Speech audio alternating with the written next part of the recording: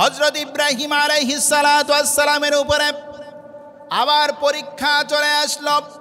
একটা পরীক্ষা শেষ হতে না হতে আরেকটি পরীক্ষা হযরত ইব্রাহিম আলাইহিস সালাতু ওয়াস সালামকে দিতে হয়েছে। হযরত ইব্রাহিম আলাইহিস সালাতু ওয়াস সালামকে যখন আল্লাহ পাক রব্বুল আলামিন একটি পুত্র সন্তান দান করলেন, হযরত ইসমাঈল আলাইহিস সালাতু ওয়াস সালাম, যখন তাকে আল্লাহ পাক রব্বুল আলামিন দান করলেন, হযরত ইসমাঈল আলাইহিস সালাতু ওয়াস সালাম জন্ম লাভ করলেন।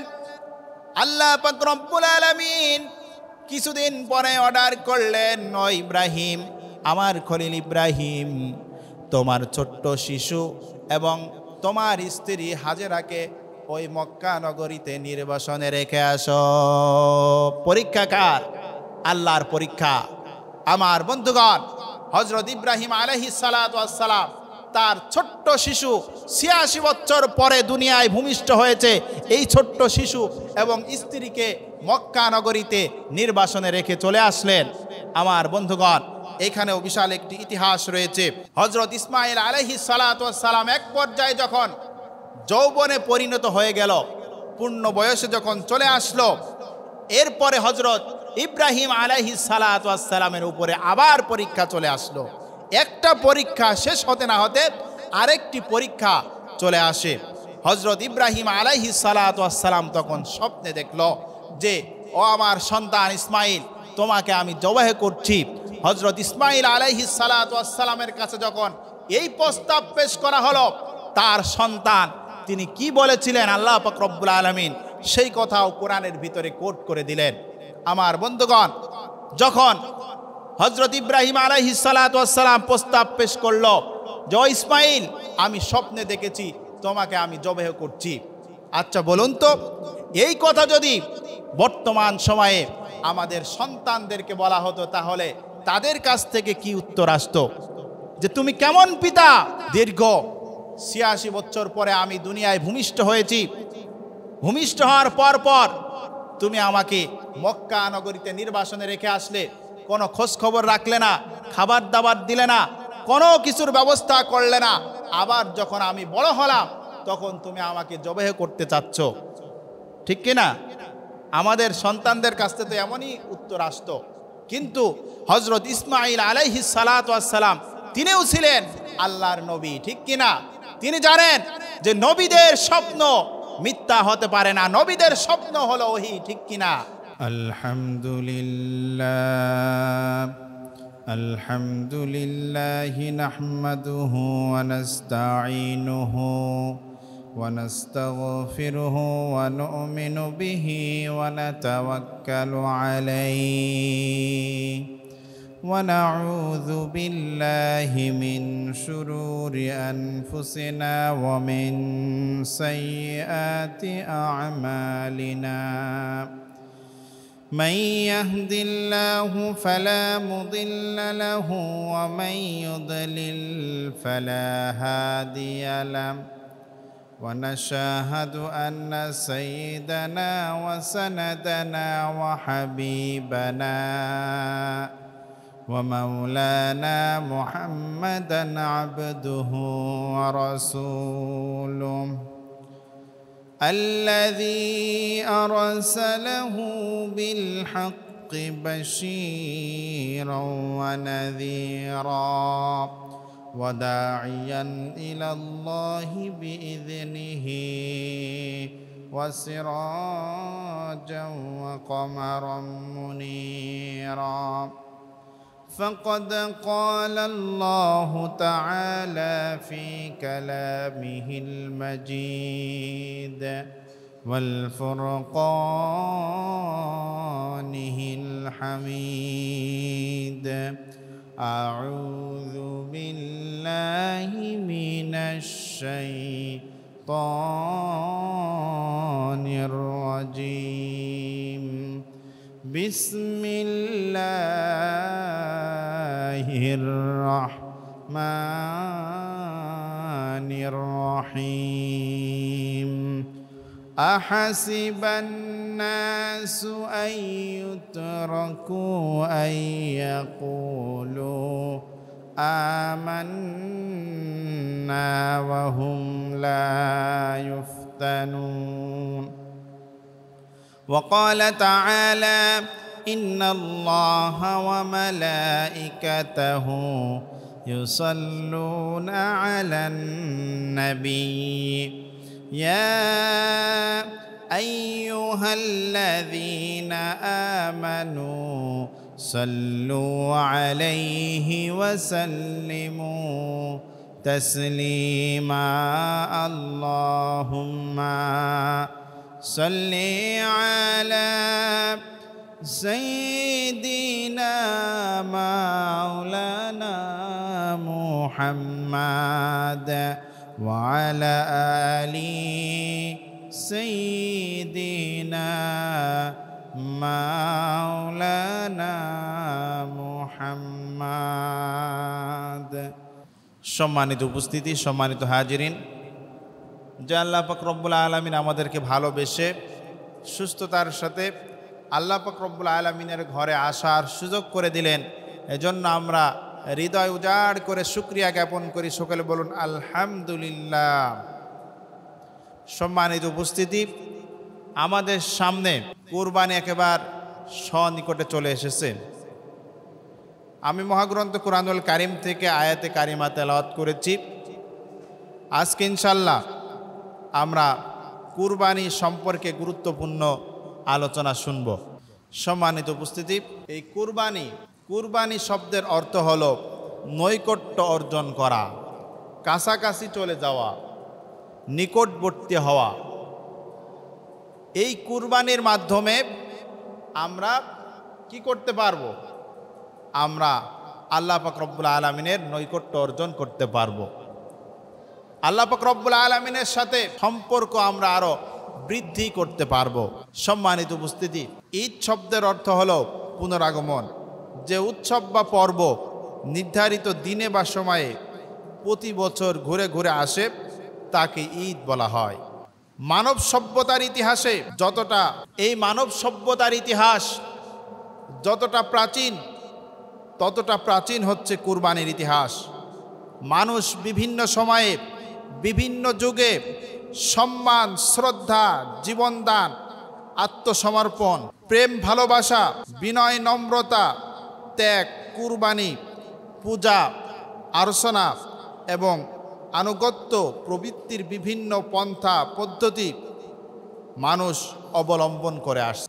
আর আল্লাহ পাক রব্বুল আলামিনের শরীয়তের মধ্যে মানুষের মানুষত্ব এবং আবেগ অনুভূতির প্রতি লক্ষ্য রেখে আল্লাহ পাক যেসব পন্থা পদ্ধতির সংশোধন করে কুরবানিকে কেবলমাত্র তার জন্যই, সে আল্লাহ পাক রব্বুল আলামিনের জন্যই নির্দিষ্ট করে দিয়েছেন। মানুষ বিভিন্ন যুগে বিভিন্ন সময়ে তাদের কল্পিত দেবদেবীর সামনে মাথা নত করেছে। আর এইটা হলো কুরবানির উচ্চতম বহির প্রকাশ। এ জীবনদানকে আল্লাহ পাক কেবলমাত্র তার জন্যই নির্দিষ্ট করে দিয়েছেন।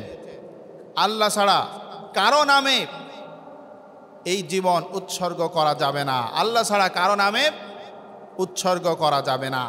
আর কুরবানির এই বিধান কেবলমাত্র উম্মতি মুহাম্মাদের জন্য স্পেশালিটি দেওয়া হয় নাই, বরং আমাদের সকলের বাবা, এই পৃথিবীর সর্বপ্রথম মানব আদম আলাইহিস সালাতু ওয়াস সালাম থেকে শুরু করে শেষ নবী মুহাম্মদুর রাসূলুল্লাহ সাল্লাল্লাহু আলাইহি সালাতু ওয়াস সালাম পর্যন্ত এই পৃথিবীতে আল্লাহ পাক বিশ্ব মানবতার হিদায়াতের জন্য যত নবী রাসূল পৃথিবীতে পাঠিয়েছেন, সকল নবী রাসূলদের উম্মতের জন্যই আল্লাহ পাক কুরবানির এই বিধানকে নির্ধারণ করে দিয়েছিলেন। সম্মানিত উপস্থিতি, সম্মানিত হাজিরিন, শুধু উম্মতি মুহাম্মাদির জন্য নয়, যত নবী রাসূল ছিলেন তাদের উম্মতের জন্য এই কুরবানির বিধান আল্লাহ পাক রব্বুল আলামিন দিয়েছিলেন। আর কুরবানি এমন একটি গুরুত্বপূর্ণ বিধান যা সকল নবীর উম্মতের যুগেই ঠিক করে দিয়েছিলেন আল্লাহ পাক রব্বুল আলামিন। আল্লাহ পাক রব্বুল আলামিন মহাগ্রন্থ কুরআনুল কারীমের 22 নম্বর সূরা সূরা হজ্জের 34 নম্বর আয়াতের ভিতরে চমৎকারভাবে আল্লাহ পাক রব্বুল আলামিন জানিয়ে দিলেন, ওয়ালিকুল্লি উম্মাতিন জাআলনা মানসাকাল লিয়াযকুরু ইসমাল্লাহি আলা মা রাযাকাহুম মিন বাহিমাতিল আনআম ফাইলাহুকুম ইলাহু ওয়াহিদুন ফালাহু আসলিমু ওয়াবাশশিরিল মুখবিতিন। আল্লাহ পাক রব্বুল আলামিন বলেন, এভাবে করে আমি প্রত্যেক উম্মতের জন্য, প্রত্যেক জাতির জন্য কুরবানির বিধানকে আমি আল্লাহ পাক রব্বুল আলামিন নির্ধারণ করে দিয়েছি, যাতে করে আমি তোমাদের জীবন উপকরণের জন্য যে চতুষ্পদ জন্তুগুলি আমি আল্লাহ পাক রব্বুল আলামিন দিয়েছি, সেই চতুষ্পদ জন্তুগুলোর উপরে যেন আমি আল্লাহর নাম তোমরা নিতে পারো, সেজন্য আমি আল্লাহ পাক রব্বুল আলামিন সকল নবীর উম্মতের যুগেই কুরবানির বিধানকে আমি ঠিক করে দিয়েছি। সকল নবীর উম্মতির জন্যই আল্লাহ পাক রব্বুল আলামিন এই কুরবানির বিধানকে দিয়েছিলেন। তাহলে এই পৃথিবীর সেই শুরু থেকে এই পর্যন্ত যত নবী রাসূল পৃথিবীতে আগমন করেছেন, সকল নবীদের উম্মতের উপরেই এই কুরবানির বিধান ছিল। আমরা অনেকেই মনে করি যে শুধু আমাদের উপরে এই কুরবানি বিধান দেওয়া হয়েছে, এইটা ভুল ধারণা। যত নবী রাসূল এসেছে সকল নবী রাসূলের উম্মতের উপরেই এই কুরবানির বিধান ছিল। সম্মানিত উপস্থিতি, সম্মানিত হাজিরিন, কুরবানি শুরু হলো কিভাবে তার একটি ঐতিহাসিক প্রেক্ষাপট রয়েছে। মানব সভ্যতার ইতিহাসে কুরবানির প্রচলন শুরু হলো আমাদের সকলের পিতা আদম আলাইহিস সালাতু ওয়াস সালামের পুত্র হাবিল এবং কাবিল থেকে এই কুরবানির প্রচলন শুরু হয়েছিল। তাদের কুরবানির মাধ্যমেই এই পৃথিবীতে মানব সভ্যতায় কুরবানির প্রচলন শুরু হয়। আমাদের সকলের পিতা হযরত আদম আলাইহিস সালাতু ওয়াস সালামের পুত্র হাবিল এবং কাবিল তাদের দুই ভাইয়ের কুরবানির মাধ্যমেই এই পৃথিবীর ইতিহাসে কুরবানির প্রচলন শুরু হয়েছিল। আল্লাহ পাক রব্বুল আলামিন কুরআনুল কারীমের ভিতরে চমৎকারভাবে কোট করে দিলেন। কুরআনুল কারীমের 5 নম্বর সূরা সূরাতুল মায়েদার 27 নম্বর আয়াতের ভিতরে আল্লাহ পাক রব্বুল আলামিন বলেন, ওয়াতলু আলাইহিম নাবা বনাই আদম বিল হক إذ قربا قربانا فتقبل من أحدهما ولم يتقبل من الآخر قال لأقتلنك قال إنما يتقبل الله من المتقين।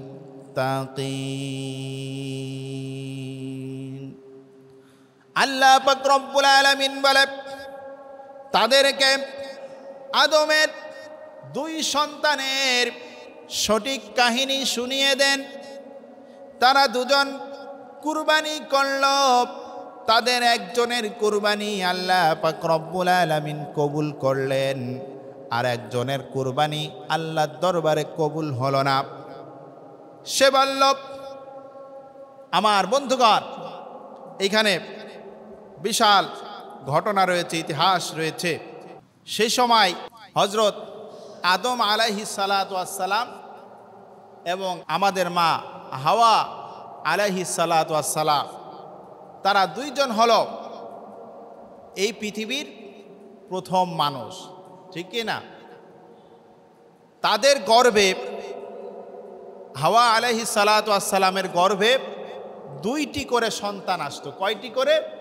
দুইটি করে সন্তান আসতো, একটি ছেলে আর একটি মেয়ে। সম্মানিত উপস্থিতি, যখন দুইটি করে সন্তান আসতো, আসার পরে তারা যখন যৌবনে পরিণত হয়ে যেত, হওয়ার পরে এই গর্ভের ছেলে আর আরেক গর্ভের মেয়ে একসাথে বিবাহ দেওয়া হতো। এক গর্ভের ছেলে আর এক গর্ভের মেয়ে, এইভাবে তাদেরকে বিবাহ দেওয়া হতো। সম্মানিত উপস্থিতি, তো কাবিল এবং আকলিমা তারা একসাথে গর্ভে ছিল। এই দুইটি সন্তান একসাথে এসেছিল। আমাদের মা হাওয়া আলাইহিস সালাতু ওয়াস সালামের গর্ভে কাবিল এবং আকলিমা একসাথেই ছিল, আর আরেক গর্ভে হাবিল এবং লিওয়াজা তারা একসাথে ছিল। তো আল্লাহ পাক রব্বুল আলামিনের বিধান হলো এক গর্ভের ছেলে আর এক গর্ভের মেয়ে একসাথে বিবাহ দিতে হবে। তো সেই হিসাবে কাবিলের বিবাহ হয় লিওয়াজার সাথে, আর হাবিলের বিবাহ হয় আকলিমার সাথে, আল্লাহর আদেশ অনুযায়ী। আল্লাহর আদেশ অনুযায়ী হযরত আদম আলাইহিস সালাতু ওয়াস সালাম তার দুই সন্তানকে বলল, ও আমার দুই সন্তান, তোমরা শোনো, হাবিল এবং কাবিল, আল্লাহর আদেশ এইটা, এক গর্ভের ছেলে আর এক গর্ভের মেয়ে এইভাবে বিবাহ দিতে হবে। তোমরা তো যৌবনে চলে এসেছো। আল্লাহর নবী হযরত আদম আলাইহিস সালাতু ওয়াস সালাম বললেন, কাবিল এবং লিওয়াজা তাদের বিবাহের জন্য বললেন। অপরদিকে হাবিল এবং আকলিমা, এই আকলিমা ছিল সুন্দরী মেয়ে, আকলিমার চেহারা ছিল অত্যন্ত সুন্দর। যখন আদম আলাইহিস সালাতু ওয়াস সালাম এই প্রস্তাব পেশ করলেন, এই প্রস্তাব পেশ করার সাথে সাথে কাবিল রাগান্বিত হয়ে গেল। কাবিল এই প্রস্তাবকে প্রত্যাখ্যান করল। কাবিল বলল, ও আমার পিতা, তোমরা আমাকে ভালোবাসো না, তোমরা আমাকে ভালো মনে করো না, কারণ ওই যে আকলিমা অত্যন্ত সুশ্রী, অত্যন্ত সুন্দর। আকলিমার বিবাহ দিচ্ছ হাবিলের সাথে। আকলিমা এবং লিওয়াজা তারা এই দুই বোন, তাদের ভিতরে আকলিমার চেহারা ছিল সুন্দর। কাবিল তখন বলল যে তোমরা আমার ভালোবাসো না। এক পর্যায়ে এইটা নিয়ে যখন তারা কাবিল অমত পোষণ করল, করার পরে আল্লাহর আদেশ আসলো যে তাদেরকে মিনায় গিয়ে কুরবানি করতে বলো। যার কুরবানি আল্লাহর দরবারে কবুল হবে সেই আকলিমাকে বিবাহ করতে পারবে। আমার বন্ধুগণ, আল্লাহ পাক রব্বুল আলামিন যখন আদেশ করল মিনায় গিয়ে হাবিল এবং কাবিলকে কুরবানির জন্য, কাবিল করত কৃষিকাজ আর হাবিল পশুপালন করত। হাবিল তার পশুর পাল থেকে একটি পশু নিয়ে গেল, আর কাবিল তার কৃষি পণ্য থেকে একটি পণ্য নিয়ে চলে গেল, মিনায় চলে গেল। তারা পাহাড়ের উপরে যে কুরবানি করল, সেই সময় কুরবানি করলে কার কুরবানি কবুল হয়েছে এটা বোঝা যেত। আমার বন্ধুগণ, আকাশ থেকে একটি অগ্নিস্ফুলিঙ্গ এসে পুড়িয়ে দিত, তখন বোঝা যেত যে এর কুরবানি আল্লাহর দরবারে কবুল হয়েছে। যখন তারা দুই ভাই কুরবানি করল, কুরবানি করার পরে আকাশ থেকে একটি অগ্নিস্ফুলিঙ্গ এসে হাবিলের পশুটাকে পুড়িয়ে দিল, ভস্ম করে দিল। তখন বোঝা গেল যে হাবিলের কুরবানি আল্লাহর দরবারে কবুল হয়েছে। সকলে বলুন সুবহানাল্লাহ। আল্লাহ পাক রব্বুল আলামিন বলেছিলেন, দুই ভাই যখন কুরবানি করবে। কুরবানি করলে যার পশু কুরবানি আল্লাহ পাক রব্বুল আলামিনের দরবারে কবুল হবে, তার সাথেই আকলিমাকে বিবাহ দেওয়া হবে। এই প্রস্তাব আল্লাহ পাক রব্বুল আলামিন পেশ করলেন, আর হাবিলের কুরবানি আল্লাহ পাক রব্বুল আলামিন কবুল করে নিলেন। তখন কাবিল কি করল? কাবিল তখন হাবিলকে ভয় দেখালো, তাকে হুমকি ধামকি দেওয়া শুরু করলো। কাবিল তখন তার ভাই হাবিলকে বলল, হাবিল, তোমার কুরবানি কবুল হয়েছে বিদায় তুমি খুব আনন্দিত হওয়ার কোনো কারণ নাই। হাবিল, আমি তোমাকে হত্যা করব। কাবিল তখন বলল যে হাবিল, আমার ভাই হাবিল, তোমার খুশি হওয়ার কোনো কারণ নাই, আমি তোমাকে হত্যা করে ফেলব। আল্লাহ পাক রব্বুল আলামিন সেই কথা কোরআনুল কারীমের ভিতরে বলছেন, ক্বালা লাআকতুলান্নাক, আমি তোমাকে হত্যা করব।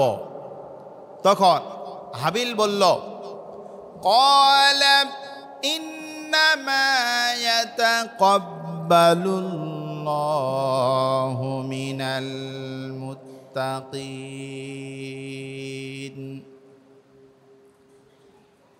হাবিল তখন বলল, আল্লাহ পাক কেবলমাত্র মুত্তাকিদের কুরবানি আল্লাহ পাক রব্বুল আলামিন কবুল করে থাকেন। আল্লাহ পাক মুত্তাকিদের কুরবানি কবুল করে থাকেন।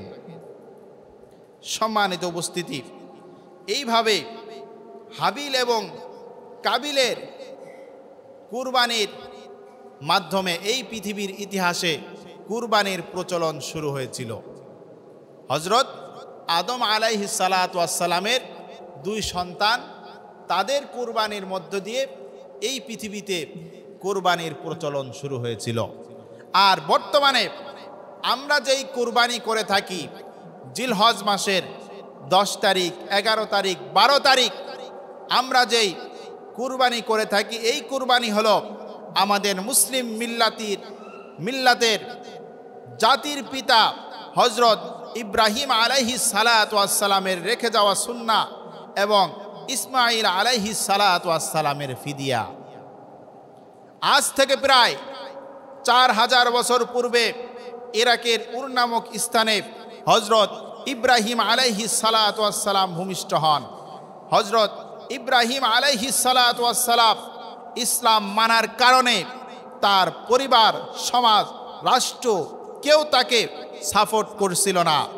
তখন আল্লাহ হযরত ইব্রাহিম আলাইহিস সালাতু ওয়াস সালামকে প্যালেস্টাইনে হিজরত করালেন, যেখানে বাইতুল মুকাদ্দাস অবস্থিত। আল্লাহর খলিল হযরত ইব্রাহিম আলাইহিস সালাতু ওয়াস সালামকে আল্লাহ পাক রব্বুল আলামিন বিভিন্ন রকমের পরীক্ষা নিয়েছেন।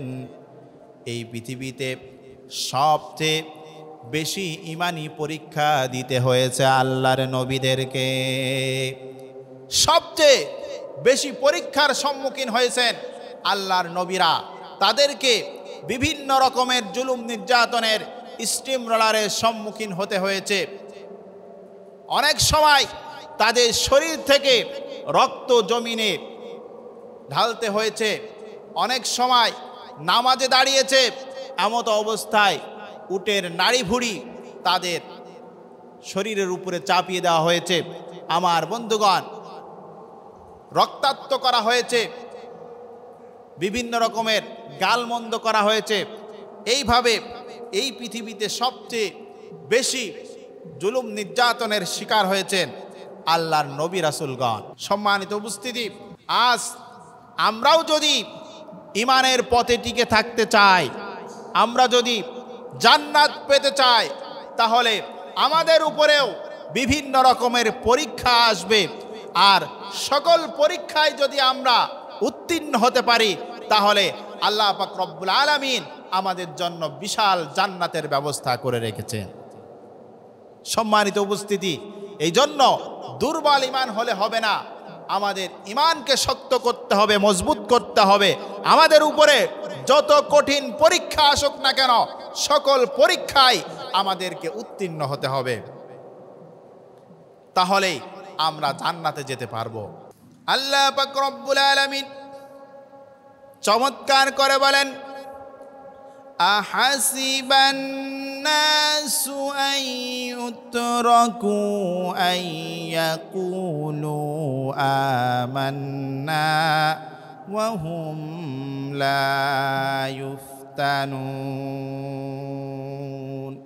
আল্লাহ পাক রব্বুল আলামিন বলছে, তারা কি মনে করেছে যে আমরা ঈমান এনেছি এই কথা বললেই তাদেরকে ছেড়ে দেওয়া হবে আর তাদের পরীক্ষা করা হবে না? সম্মানিত উপস্থিতি, আমরা শুধু মুখে বললেই হবে না যে আমরা ঈমান এনেছি। আল্লাহ পাক রব্বুল আলামিন বলছে যে তারা কি মনে করেছে যে আমরা ঈমান এনেছি এই কথা বললেই তাদেরকে ছেড়ে দেওয়া হবে, তাদেরকে পরীক্ষা নেওয়া হবে না? প্রত্যেকেরই পরীক্ষা নেওয়া হবে, পরীক্ষার সম্মুখীন সকলকেই হতে হবে। আল্লাহ পাক রব্বুল আলামিন আরো চমৎকার করে বলেন, ওয়ালাকাদ ফাতান্নাল্লাযীনা মিন ক্বাবলিহিম ফালায়ালামান্নাল্লাহ। অথচ আমি তাদের পূর্ববর্তী সকলকেই পরীক্ষা নিয়েছি। আল্লাহ পাক রব্বুল আলামিন সকলকেই পরীক্ষা নিয়েছেন, সকলকেই পরীক্ষার সম্মুখীন হতে হয়েছে।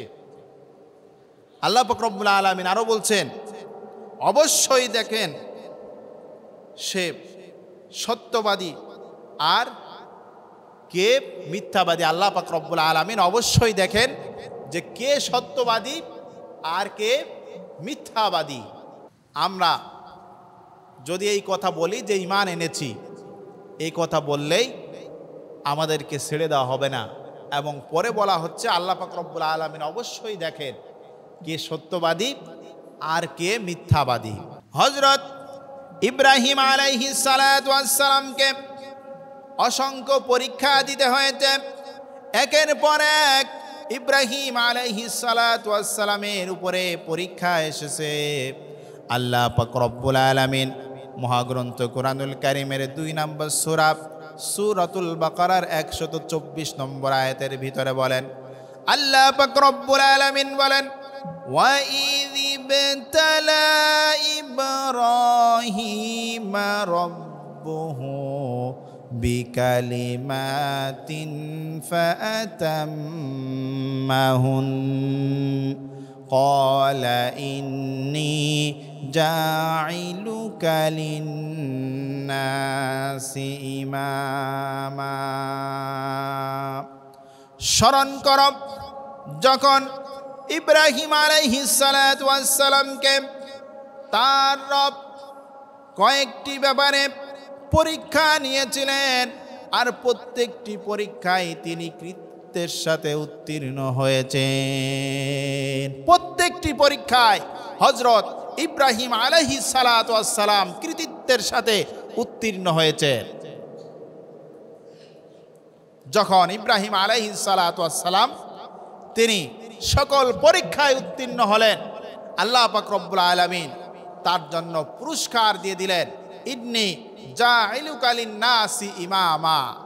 হযরত ইব্রাহিম আলাইহিস সালাতু ওয়াস সালামকে কি বানিয়ে দিলেন? গোটা মুসলিম মিল্লাতের নেতা আল্লাহ পাক রব্বুল আলামিন বানিয়ে দিলেন। সকলে বলুন সুবহানাল্লাহ।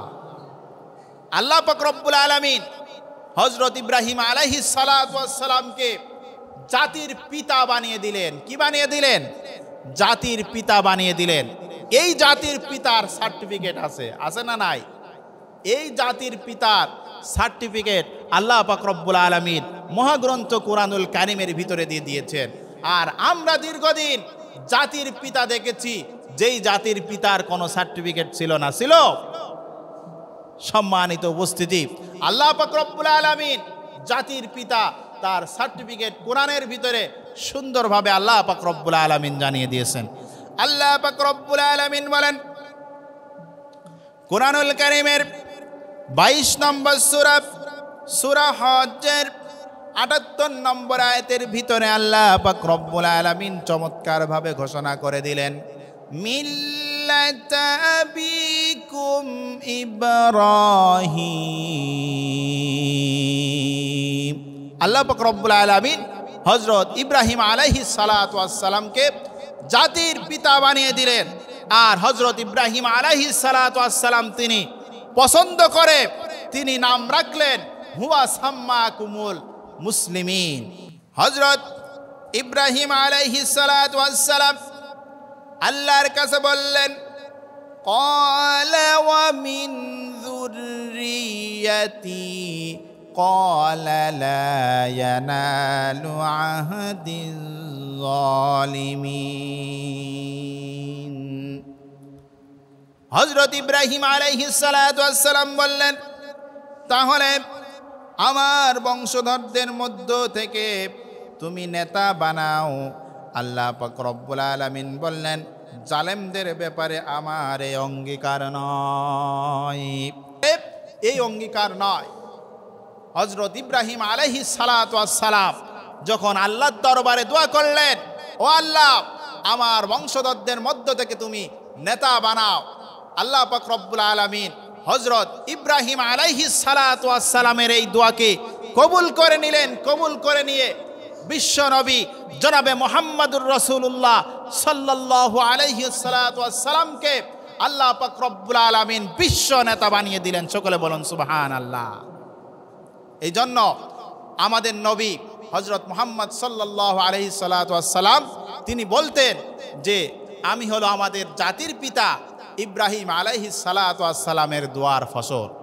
হযরত ইব্রাহিম আলাইহিস সালামের গোটা জীবনটাই ছিল পরীক্ষা। ৮৬ বছর বয়স পর্যন্ত আল্লাহর খলিল ইব্রাহিম আলাইহিস সালাতু ওয়াস সালাম নিঃসন্তান ছিলেন।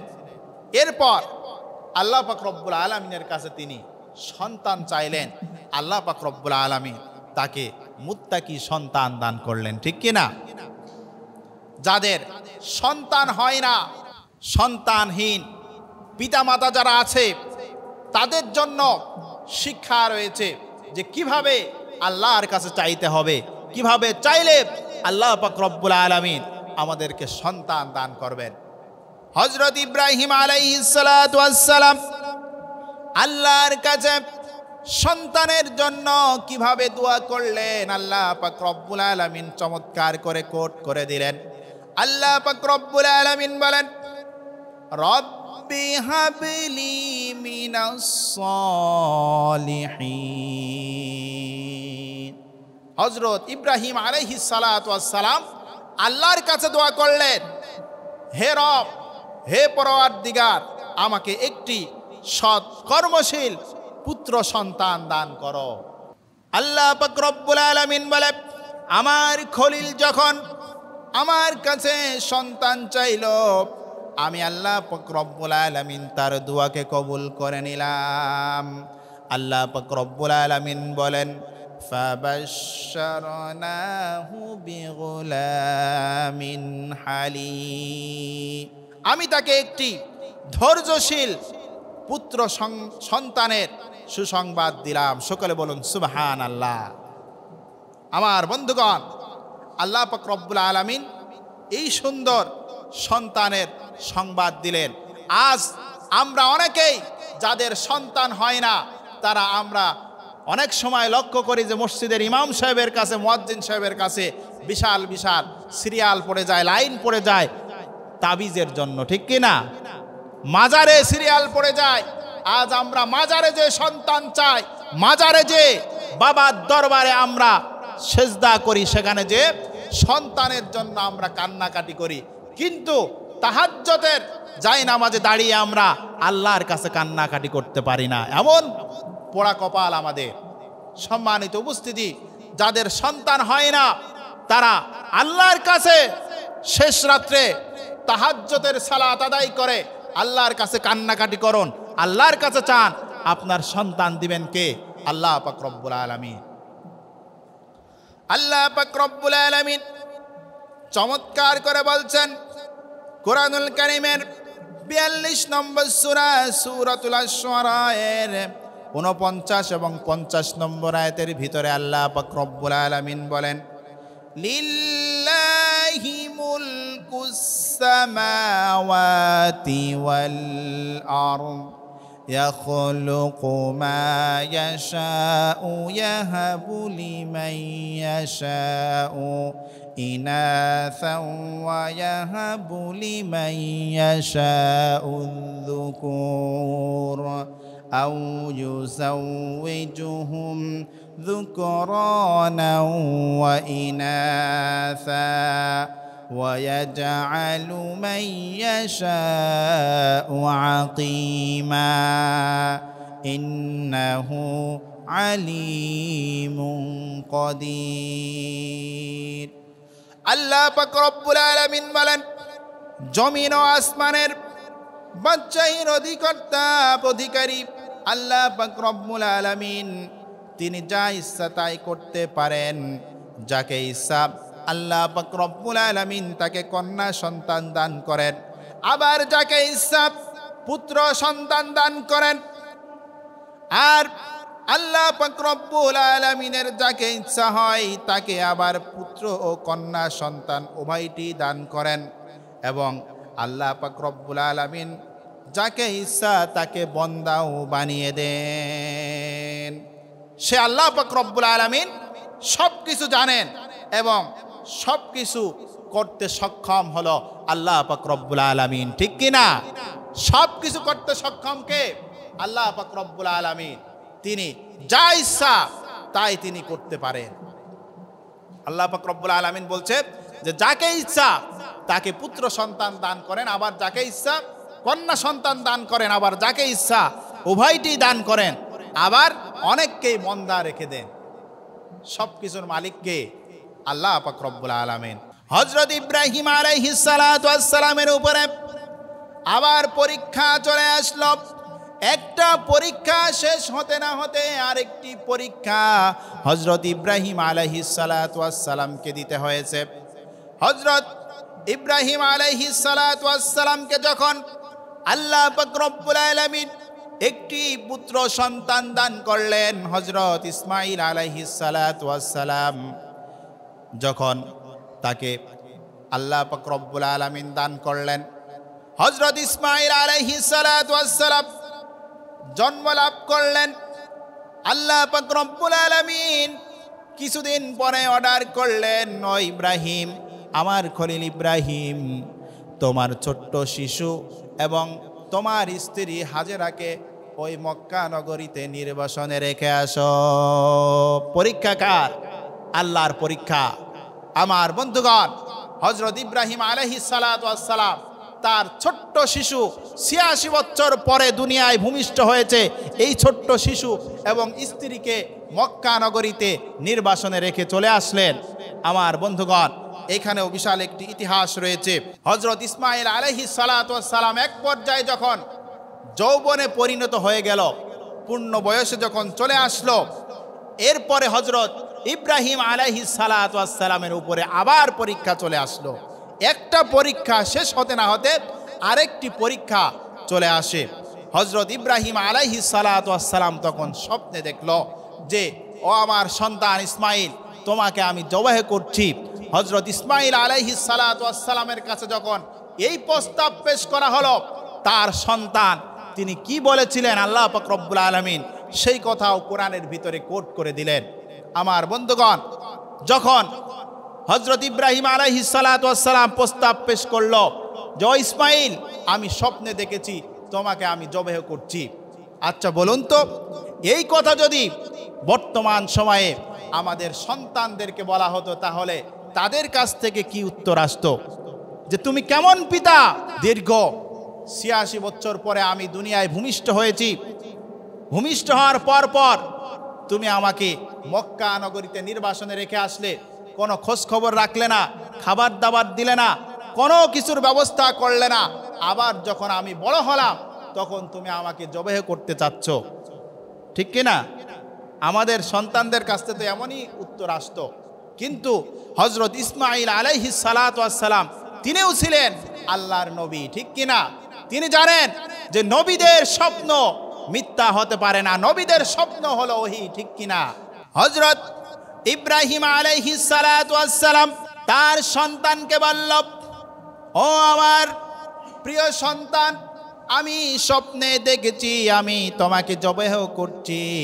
আল্লাহ পাক রব্বুল আলামিন কোরআনের ভিতরে চমৎকার করে কোট করে দিলেন, ফালাম্মা বালাগা মাআহুস সা'য়া ক্বালা ইয়া বুনাইয়া ইন্নী আরা ফিল মানামি আন্নী আযবাহুকা ফানজুর মাযা তারা ক্বালা ইয়া أبت فعل ما تؤمر ستجدني إن شاء الله من الصابرين।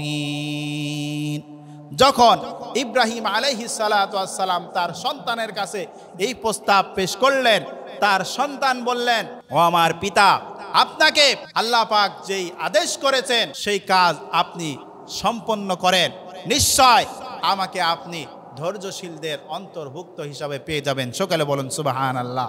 সম্মানিত উপস্থিতি, এখানে বিশাল আলোচনা রয়েছে। কোরআনের ভিতরে আল্লাহ পাক রব্বুল আলামিন জানিয়ে দিলেন হযরত ইসমাঈল আলাইহিস সালাতু ওয়াস সালামকে আল্লাহ পাক রব্বুল আলামিন কিভাবে তাকে যখন জবে করতে যাওয়া হলো, আল্লাহ পাক রব্বুল আলামিন কিভাবে সেখানে জান্নাত থেকে একটি পশু পাঠিয়ে দিলেন।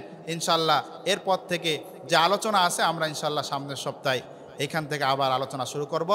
আমরা যে আলোচনাটি শুনলাম, আল্লাহ পাক রব্বুল আলামিন আমাদের সকলকে আমল করার তৌফিক দান করুন।